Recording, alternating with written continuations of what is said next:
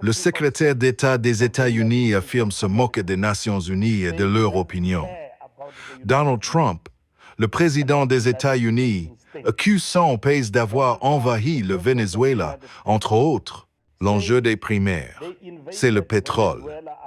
Ils vont y envoyer leur entreprise et tout le reste, puis distribuer ce pétrole à leur guise. J'ai vu des gens dire que ce qui s'est passé au Venezuela doit se reproduire en Afrique du Sud. Comment peut-on souhaiter une telle folie dans un État démocratique, un État de droit? L'on s'appelle par ailleurs tous les citoyens épris de paix, dans notre pays, sur le continent et dans le monde entier, y compris aux États-Unis, à exiger la libération immédiate et inconditionnelle du président Maduro et de son épouse, à la camarade Celia Flores. De même, nous savons que leurs intérêts en Irak ne sont motivés que par le pétrole et ils livrent Saddam Hussein sans problème. Mais au final, qu'ont appris les guerres d'Irak et d'Afghanistan? Elles ont ouvert la voie au terrorisme. Camarades, vous ne pouvez rien faire face à un fou qui nous accuse de tuer des Blancs dans notre pays. N'est-ce pas? Les principaux bénéficiaires de l'émancipation économique des Noirs dans un État démocratique qui font des affaires sur le continent africain doivent se dresser contre la démocratie, consolider et défendre la révolution, car cette révolution est attaquée et nous ne devons pas nous taire et fuir comme des lâches. Nous devons défendre nos principes, nous devons être fermes dans la défense de la révolution. Camarades, cette défense aura un prix élevé. Alors, que devons-nous faire? Nous devons défendre la révolution. Nous devons défendre l'Inc. Face à l'attaque de Donald Trump, nous devons être prêts à donner notre vie. Aucun Américain ne doit nous dicter notre conduite en Afrique du Sud. Nous devons lutter. Nous devons nous mobiliser pour défendre l'Afrique du Sud, non seulement pour défendre l'ANC, mais pour défendre la patrie. Nous devons défendre la patrie. Nous devons la défendre sous la direction de Cyril Ramaphosa. À bas, Donald Trump. À bas, nous devons combattre l'impérialisme. Nous devons absolument nous soulever contre ceux qui sont attaqués, comme le Venezuela, Cuba et la Palestine. Nous ne devons pas lutter seuls. Nous devons collaborer avec le reste du continent africain pour développer l'Afrique et ne pas dépendre des autres. Nous devons commercer entre nous, Africains, tous pays confondus. Nous devons travailler ensemble. Nous devons combattre la dictature sur notre continent. Nous devons nous soulever contre la dictature. L'Afrique du Sud doit collaborer avec les autres pays pour lutter contre l'agression impérialiste. Elle doit collaborer avec le mouvement des non-alignés pour lutter contre l'agression impérialiste. En conclusion, l'Inde sera plus forte une fois sortie de cette crise.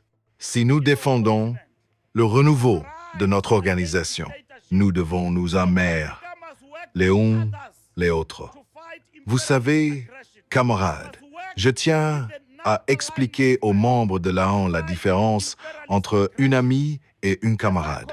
Camarade, il s'agit de quelqu'un que vous n'avez jamais rencontré.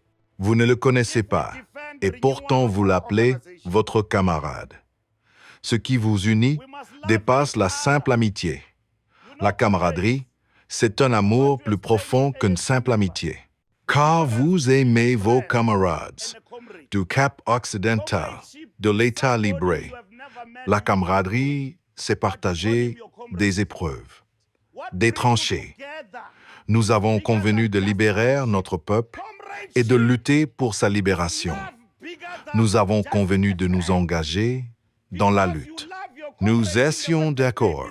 Un camarade, c'est donc un ami dans la lutte. La camaraderie est différente de l'amitié. Il n'y a pas d'honneur entre nous. Un criminel n'a pas de destin. 15 ans, toujours aussi déterminés. Nous allons y arriver.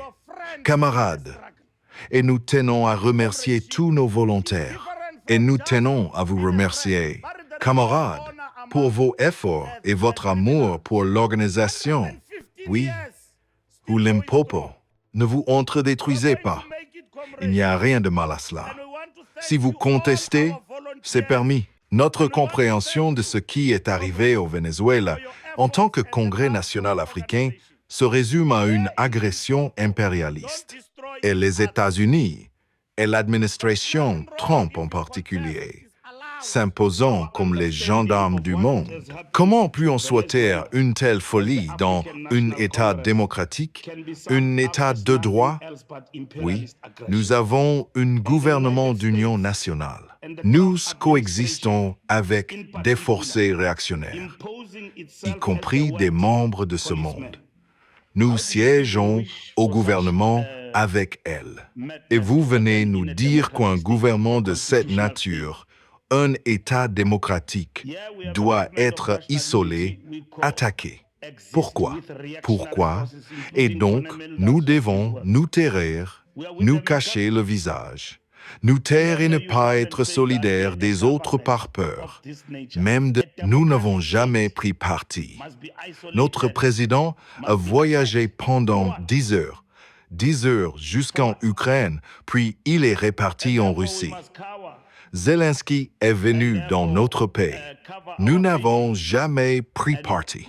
Nous n'avons jamais cessé de faire entendre notre voix.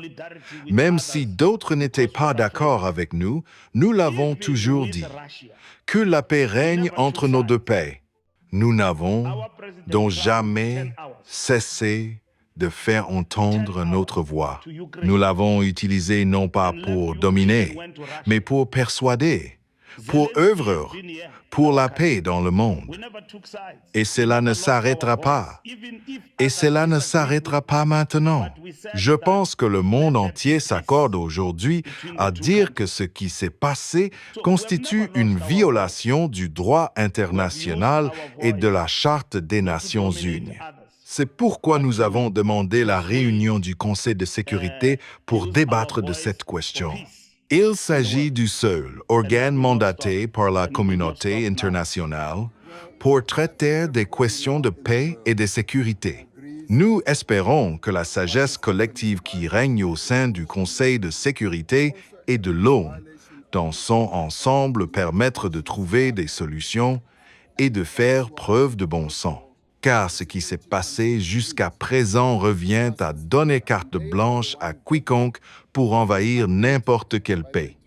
Et il est évident que nous ne pouvons pas nous y opposer. Mais le Conseil de sécurité, ainsi que les Nations unies, doivent se saisir de cette question. Ils sont donc les mieux placés pour le faire. Les États-Unis, lorsqu'ils sont intervenus en Irak et en Afghanistan, ont prétendu posséder des armes de destruction massive. Nous savons que l'Afrique du Sud et l'ANC, aux côtés de Nelson Mandela, ont dénoncé le fait qu'il ne s'agissait, ni plus ni moins, que d'une guerre et d'un acte de militarisme commis par les États-Unis sous ce prétexte. Mais c'est une agression contre... Nous sommes encore en vie aujourd'hui. L'Irak et l'Afghanistan. Ils se sont retirés d'Afghanistan. Les talibans y sont toujours au pouvoir. L'Irak est un État sans foi ni loi, et ils l'ont laissé dans cet État.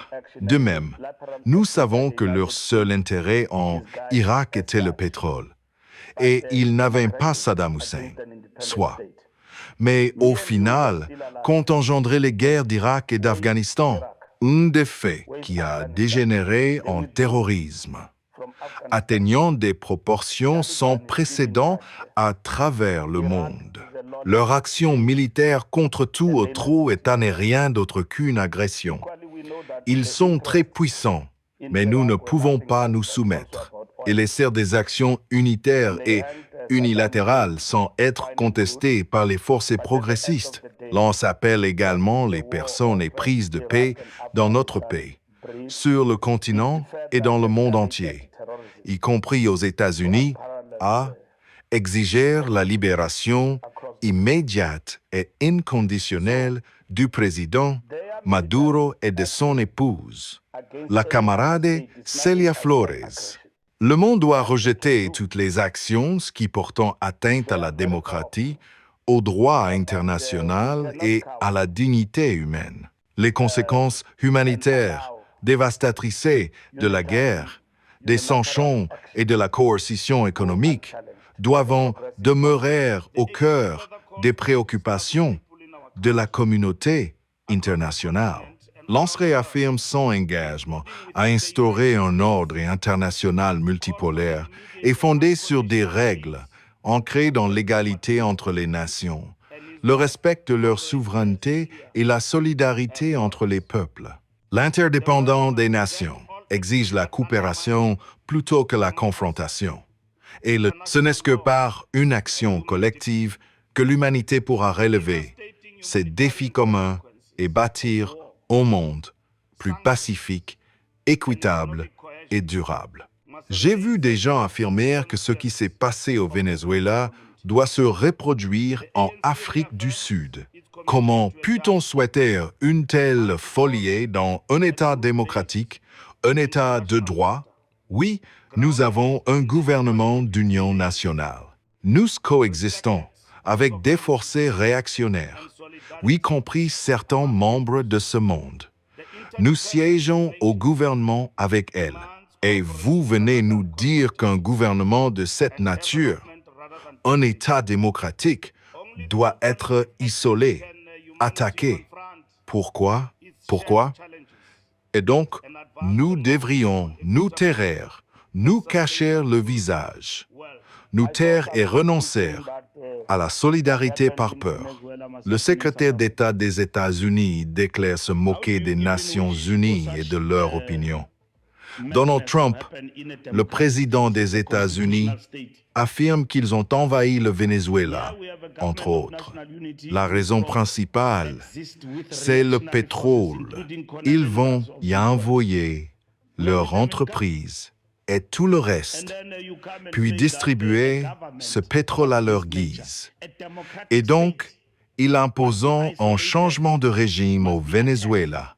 Puis, ils accusent un président en exercice, le kidnappant et vous accusant aux États-Unis. C'est impitoyable. C'est une agression inqualifiable. Et vous voulez donc que nous restions silencieux face à une telle injustice infligée à un peuple?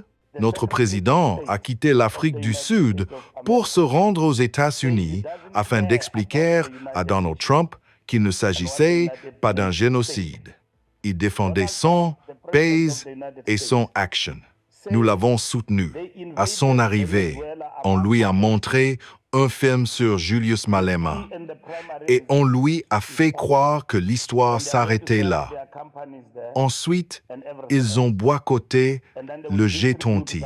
Ils nous ont exclus du G20, même des réunions préparatoires de Miami. Et ils nous ont envoyé un débat. Et pourtant, en Afrique du Sud, que voulez-vous que nous fassions de plus? Nous n'avons rien fait contre l'Amérique. Nous avons été attaqués. Des forces réactionnaires ont été mobilisées au sein de notre pays sur la base de la suprématie raciale, contre les lois de la transformation, cherchant à imposer leur point de vue face à la perte de transformation dans notre pays, chose que nous avons rejetée. Voilà ce qui s'est passé. Nous n'avons rien fait. Nous sommes le deuxième partenaire commercial des États-Unis d'Amérique. Notre pays est attaqué et isolé sans raison. Et en tant que parti ce que nous rejetons. Nous sommes attaqués sous couvert de génocide. Ce n'est pas un génocide. Donald Trump a appelé les Sud-Africains blancs à postuler et à partir en Amérique. 49 gardes de voiture ont quitté notre pays. Nous sommes une nation pacifique et pourtant, dans ce pays, Nous construisons une société non raciale. Nous nous attaquons aux déséquilibres historiques du passé, à l'inégalité économique qui a touché les plus défavorisés, les plus pauvres parmi les pauvres. Il s'agit des Africains en particulier et des Noirs en général, et c'est ce qui nous animait. Et par conséquent, il n'y a pas de retour en arrière possible. Par conséquent, nous allons être punis par cette administration à cause de nos lois de transformation. Ce n'est pas quelque chose sur lequel nous reculerons. Cette liberté, nous nous battrons côte à côte toute notre vie pour elle jusqu'à ce que nous l'ayons conquise. À cet égard, nous avons résolu de travailler avec toutes les forces progressistes de notre pays et de nous mobiliser contre l'agression impérialiste américaine, y compris contre notre propre pays. Les bras croisés, à regarder